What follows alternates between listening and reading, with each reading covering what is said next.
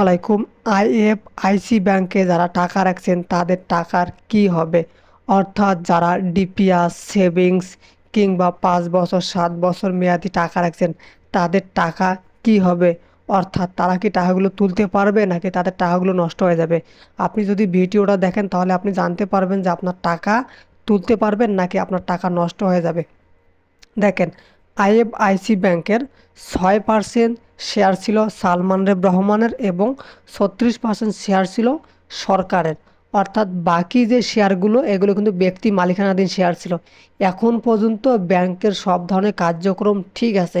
আপনার ব্যাংকে যদি ১০ লাখ, ২০ লাখ কিংবা ১ কোটি, ২ কোটি টাকা থাকে, এই টাকা কিন্তু আপনি অবশ্যই ফিরে পাবেন। কারণ সরকার পতন হয়েছে, বাট নতুন সরকার কিন্তু দেশে আছে।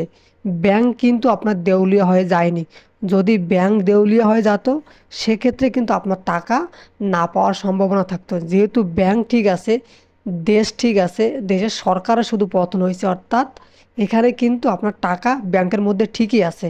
হয়তোবা সাময়িক সময়ের জন্য আপনি ২ লাখ টাকার উপর বেশি তুলতে পারতেছেন না, কিছুদিন পর কিন্তু এই সমস্যাটা থাকবে না।